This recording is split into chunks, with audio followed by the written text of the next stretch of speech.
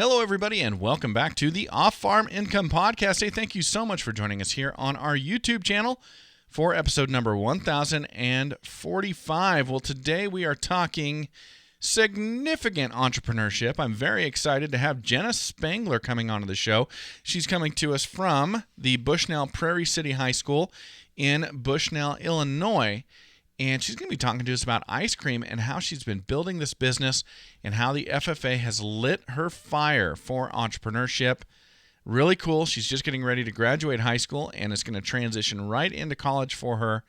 Very excited to bring this to you. We're going to get it started for you right now. Jenna, welcome to the show. Thank you so much for coming on today. Thank you for having me. Hey, it is my pleasure. I took a sneak peek at what your supervised agricultural experience is, and I'm very eager to talk about that. One of my favorite topics, which is probably a lot of people's favorite topics. But let's do this. I would love to start off just by asking about you and finding out a little bit more about you and your time in the FFA before we jump into your project. Would that be okay? Of course, yeah. Okay. Well, let's. So tell me about you. Do you live out on a farm? Do you live in town, or maybe something like in the middle of those two? Yeah, so I live out on a farm.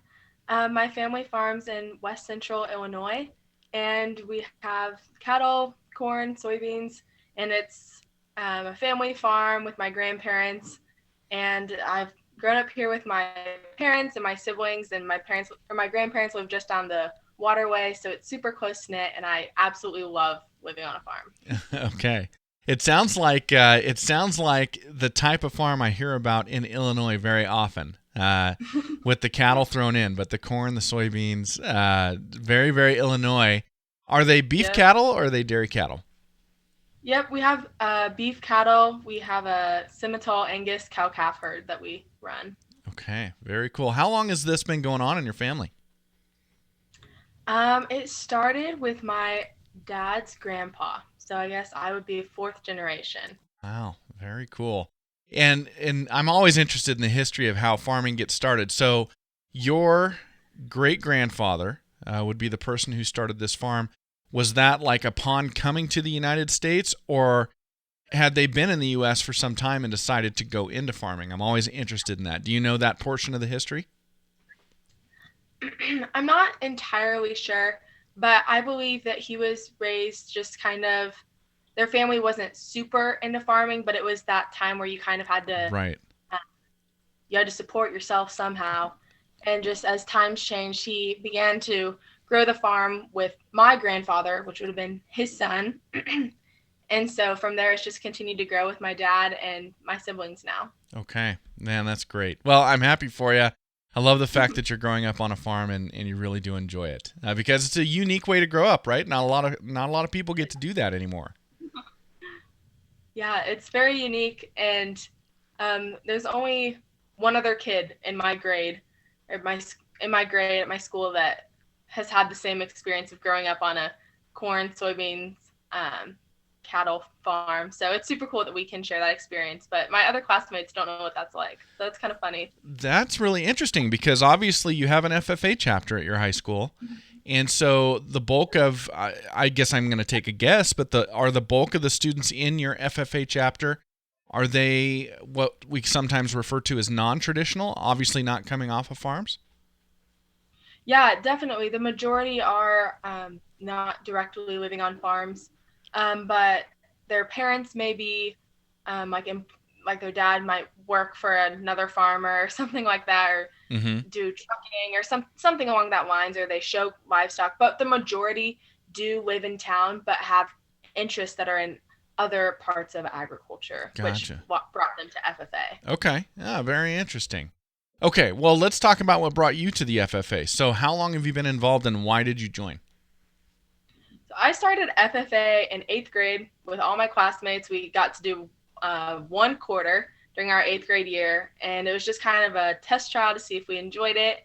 And I enjoyed it, and I knew I was going to be an FFA. Like I said, my older cousins were in FFA. My dad, his brothers, my grandpa.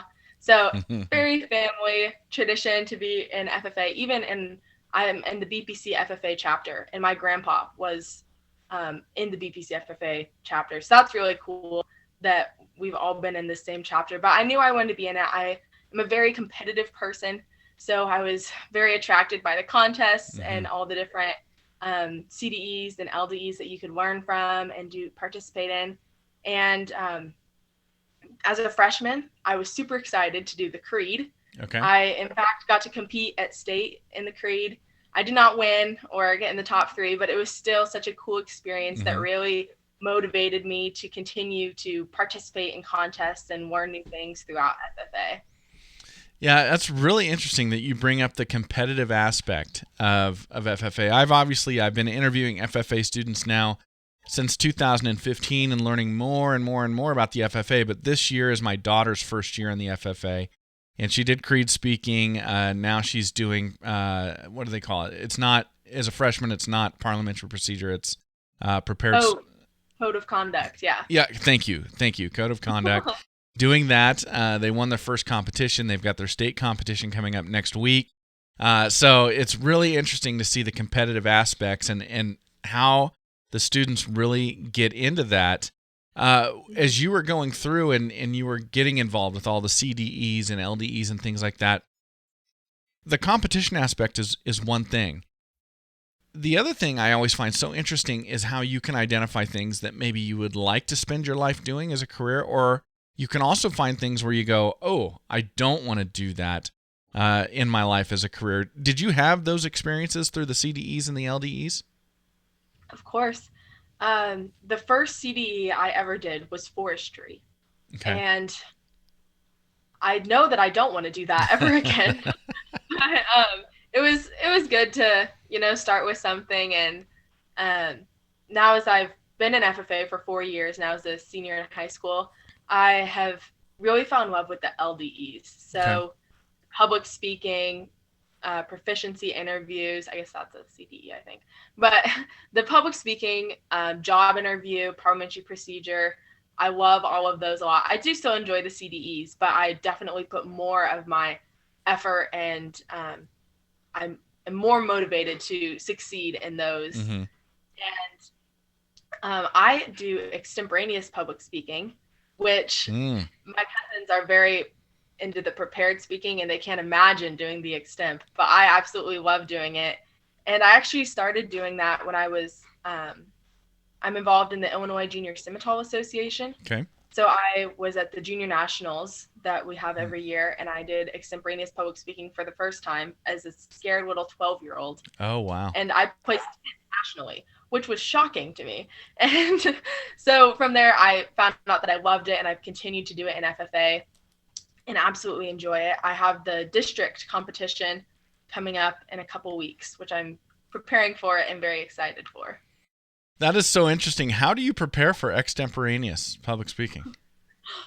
The best thing I found to do is just researching a lot of topics that are just general agriculture things that I don't know as much about.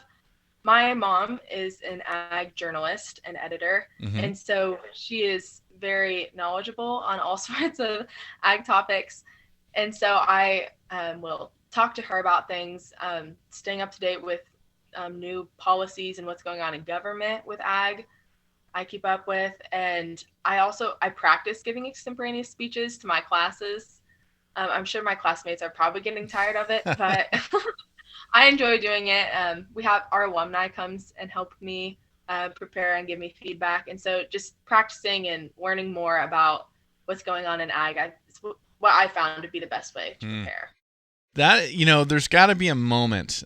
So I've never done an extemporaneous, I can't even say it, extemporaneous speaking competition. I've never done it. But that moment when you find out what it is you're going to be speaking about has got to be such a thrilling moment, or maybe a devastating moment. I don't know. But if they give you a topic where you're like, oh my goodness, I've been studying this, I know this, that's got to be so exciting. Yeah. So when you do it, you get to draw 3 topics. Okay. And then you pick one that you want to do. And there's been times when I've drawn all 3 of them and they're daunting. All 3 of them there's some that are really just basic and simple that you can skim the surface and hit all the points. But there's some that are so deep and integral that it's hard to figure out what to talk about. And then know more for when you get asked questions at the end of the speech. Mm-hmm. But yes, it's definitely an adrenaline rush. And then just researching and knowing what to prepare and go from there. But I definitely like the adrenaline that comes with it. Tell me about this competitive streak you've got. Is it all reserved exclusively for the FFA, or do you take that competitive spirit into other areas as well? Yeah, so this year I'm mostly concentrated in FFA, but last year I was part of the McDonough County CEO program. Are you familiar with that? I am The not. CEO. So it's kind of started up in the past 10 to 12 years, I believe. And so it's CEO. It stands for Creating Entrepreneurial Opportunities, and it's across 6 states, and it was for McDonough County. And I was with 12 other junior and senior high school members, Mm-hmm. and we met every morning outside of school from 7:30 to 9 in a local business, and learned about business, learned from business community members, and I absolutely love doing that. And we did a class business, and we ended up putting up a pop-up escape room. And we ran it for a whole month on the weekends, and we ended up grossing $8,700. Oh, wow. But it was such a cool experience that really got me into business and got me excited about that, because we were writing business plans. We learned how to rent this building for our escape room and manage all the problems. And I was the CEO of the escape room, so that was where my competitive streak came in there. And just learning how to run all that and manage it with all of the people involved. And then after we got done with that class business, we focused on our own businesses, which is where my ice cream business kind of comes in, and just really started working on that. And then that was, of course, when the world shut down last year in March. But it really gave me time to focus and work on my business. But I guess to get back to your question about where my other competitive things are, CEO is a big thing. I'm involved in some music things as well that I'm competitive within, but definitely most of it is concentrated in FFA. Okay. All right. And now I've got here in my notes, I don't know if you're still serving or you have previously served as chapter president, but I know it's one of those two, and also as a district officer. So you've been very involved in the leadership side of things as well. Yeah, so I am currently serving as our chapter president. And in Illinois, we don't have district officers, but section officers. Oh, I'm sorry. Section officer. Yeah. Yeah, no, it's no problem. I'm the section secretary for Section 11. And it's been amazing to do both of those. It's been challenging this year because of COVID. We have not got to have an in-person meeting yet, which has been really tough. But just my section president is really good about doing virtual workshops and getting our section involved, which has really encouraged and motivated and inspired me to do similar things with our chapter, just trying to get them involved and do what we can to give them opportunities, especially the freshmen. I feel so bad because they just don't know much about FFA because of this COVID year, and just trying to do what we can to get them involved and make this year the best that it can be for them. Okay, very good. So are you going to be carrying this forward? Are you going to try and continue to be an officer as you move out of high school and into college? Within FFA, I am not. I am going to hang up my jacket once I graduate high school. But I do hope to continue to hold different leadership offices through college. I'm attending the University of Illinois next year, and I am very excited for that. And I'm sure that there will be different organizations that I will be involved in where I can hold leadership positions. But I really enjoy leadership and being able to build communities to help foster others and just help lead them along. And so I definitely see myself in leadership positions down the road. Awesome. Well, speaking of the University of Illinois, and I don't know if you follow collegiate sports at all, but we're doing this interview right in the middle of March Madness, and they busted some brackets this year. What happened? Yeah, it's pretty sad, not going to lie. disappointing. Yeah, it was crazy after they won the Big Ten tournament that couldn't pull out March Madness, but that's okay. There's actually really fun fact. One of the freshman walk-ons is from my high school. Oh. You're older than me, Connor Servin. Little shout out. Um, he's from my high school, and so it's super cool to be watching. Like, oh my gosh, there's Connor. But yeah, definitely a bummer they couldn't pull out March Madness. Oh, well, that's cool though that you've got somebody on the team that you went to high school with. That's really neat. Mm-hmm. Yeah, very cool. Well, let's do this. I would love to acknowledge your FFA advisors. How many do you have, and who are they? Yeah, I have 2 FFA advisors, Steve Sargent and Allison McGrew.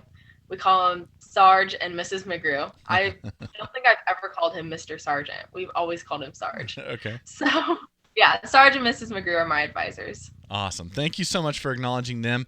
I think we've kind of alluded to it already, but let's talk about your supervised agricultural experience. What have you been doing? Yeah, so I have a couple. I have my ice cream business, Jenna Homemade Ice Cream, and I have a show heifer book as well, where I document what I've done with my show heifers. But what I've really competed with was my ice cream record book. I started that in June of 2019. I started making ice cream as a fundraiser to go on a mission trip. And I just made pints of ice cream with our ice cream maker that we had. Is just the wooden bucket with the canister, an electric motor. And I just started doing that, and just to make some money to go on this mission trip. But it turned out I needed $150 to go on this trip. Okay. And I ended up making over $800 of ice cream in the matter of 48 hours. And so then I had to make all of that ice cream. But I absolutely loved it. My friends and family and community members loved it. And I really enjoyed making that ice cream. And I had the entrepreneurial spirit inside of me, but didn't know it yet.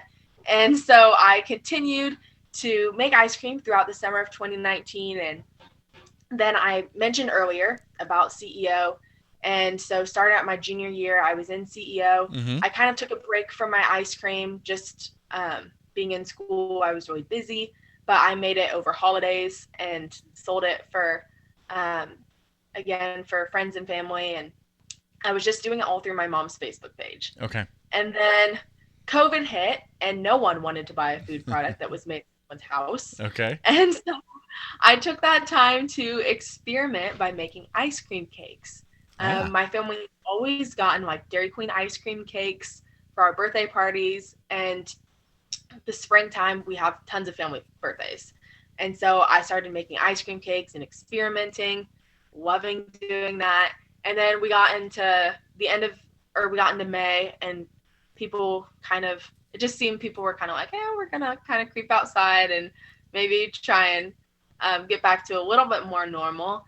And I started making pints of ice cream again and selling them. And throughout the summer, I continued doing that. And I went to junior nationals in South Dakota, and I took 60 pints of ice cream, 9 hours to South Dakota, and stored them in our friend's camper freezer. And it made it, surprisingly. And I sold them one afternoon. It was real nice and sunny, and it was so cool to do that. And then got into senior year this year. I've been making ice cream more, just really loving doing it. I ended up over the summer starting a business Facebook page and just making it more business-y. And through CEO, I took this ice cream thing that I was doing and took it from a hobby into a business. And so I definitely credit CEO for that. And so got like a business plan and all sorts of the nitty gritty business things out in CEO. And then now it's April 1st. That's crazy. It's April. And I purchased a batch freezer, which is a commercial ice cream machine that allows me to make a gallon of ice cream in 8 minutes. Oh, wow. Instead of doing in 45 minutes. So I'm increasing production, still making ice cream cakes. This past month in March, I made 12 ice cream cakes for different customers, which was the most I'd ever done. And so my business is definitely continuing to grow, and I'm planning to take it with me to college next year, not the batch freezer because that was very expensive and I'm not taking that to a college. But I'll take one of my other ice cream makers with me to college and keep doing it there. But then kind of on the cattle side, my other SAE, I've not competed with it. It was kind of something more to just really keep track of the expenses that I was doing with my cattle and something to help me get my state degree as well. Mm-hmm. And so it's really just been documenting all that I've done with my show heifers, their calves, my cow herd, and that type of thing. But I really enjoyed both of my SAEs, and I'm super glad that FFA gave me the chance to really grow in both of those areas and document all that I've done within them. Man, that is an amazing story. Well, congratulations. I love to hear about the growth and that you're reinvesting back into the business, and that it's I love the fact that it's lit this fire and you're going to continue to do it even after high school. That's always a big deal for me because we talk about entrepreneurship a ton on this show, and I think it's a great way to live, and so I'm excited for you in that respect. Let me ask you about that. So has this entrepreneurial fire, has this impacted what you're going to study in college? Has it impacted your plans for the future? When you look out on that horizon right now, what do you see? It definitely has. So I mentioned that I'm going to the University of Illinois, Mm-hmm. and I am planning to major in food science and human nutrition with a concentration in hospitality management. Ah. So hospitality management is the perfect combination of food and business, which is what my ice cream business is, food and business. It's what I love. And I looked at several other schools, all with the hospitality management program, but I ended up choosing U of I because it had more focus on the food aspect, where the other colleges were more focused on business and pushing you more towards like Mm-hmm. a hotel managers, Sure. like more in business. But my career goals are to open ice cream shops and then begin like wholesaling pints of ice cream to grocery stores, restaurants, and other businesses, doing catering, that type of thing, cakes still. That's my goal right now. Of course, that could change just with college if I find that I like something else. But right now, that's the goal, to continue doing ice cream. And so my SAE has definitely had an impact on my future. Mm-hmm. And I'm very excited to see where it takes me. That is awesome, man. I am excited for you. You know, the coolest thing, too, about your idea, I think, I should say the coolest possibility about your idea is it seems like the most successful ice cream shops you find are always in the coolest places. Like whenever we're on vacation and we're in a place where you spend 3 or 4 days there and you're like, man, what would it be like to live here? And somebody owns an ice cream shop and they do live there, and they get to live in those awesome places where people are so happy and they're eager to get an ice cream and they're really enjoying themselves. That is fun. There's just nothing but joy that I can imagine in selling people ice cream. It is very fun. I've never given ice cream to an unhappy customer. They're always happy. So it's definitely a fun business to be in. That is really cool. Well, good for you. I am very excited for that, and I love ice cream cake. As a matter of fact, as you mentioned ice cream cake, I went, oh yeah, ice cream cake, and I'm sitting here going, I'm going to send my wife an email, a post-dated email that'll be delivered later, reminding her that I want ice cream cake for my birthday this summer. That's how much impact this interview is having on me. That is really, really cool. That is great. So you've upgraded the equipment. You're going to be focusing on this. What will the business look like throughout college? Yeah, of course, I'm not totally sure how that's going to look. I am living at 4-H House next year at U of I, and it's a cooperative sorority. Okay. And so there's like a food grade kitchen there, and we'll all be working in the kitchen and cleaning. That's part of the cooperative sorority aspect of it.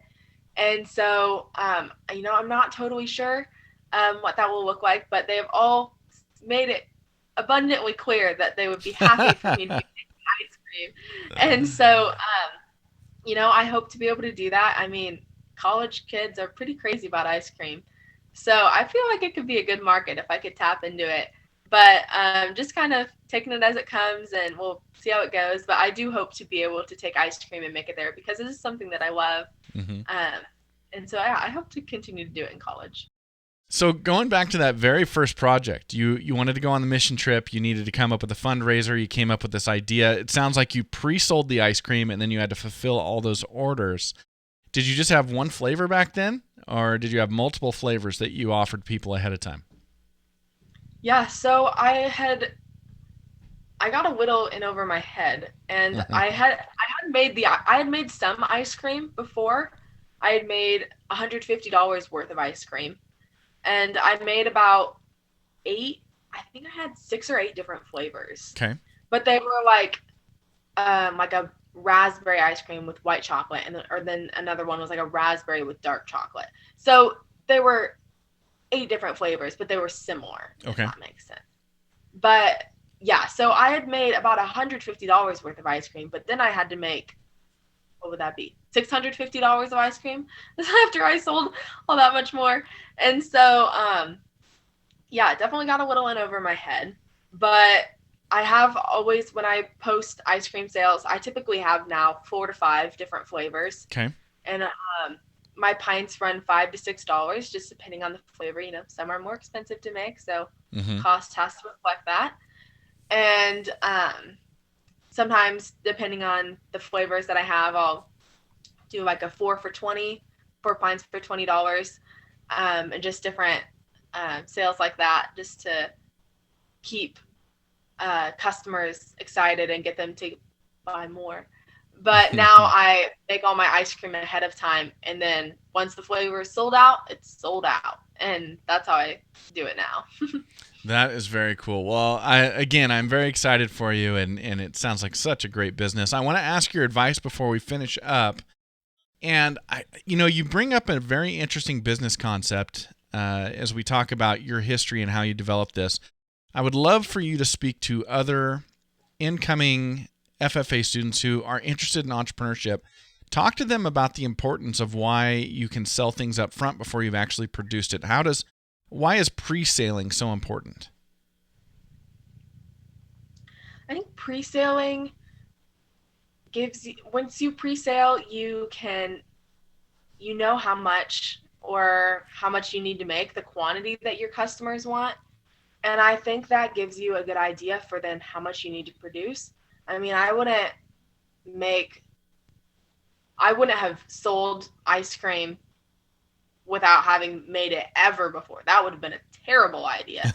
But, definitely, experiment with what you're about to sell people. But something like ice cream, it's really hard to mess up or to make that they're not going to like. I don't think I've ever eaten ice cream that I haven't liked. So, but just the pre-saling aspect, it's something you can do because, customers will buy into it, and they enjoy it. And once you've established yourself and they know that you're reputable and responsible, they're going to trust you to give them the product that you say you're going to. Mm-hmm. And so I think that's when pre-saling really comes around and really works out. Awesome. Well, Jenna, this has been a lot of fun. Thank you so much for coming on and sharing this today. Thank you for having me. Well, thank you for being here, everybody, and thank you again to Jenna Spangler for coming on the Off-Farm Income Podcast and sharing that exciting story, and really looking forward to seeing where she takes this, everybody. Well, we would love to have you as a subscriber here on our YouTube channel. Please click that subscribe button down below.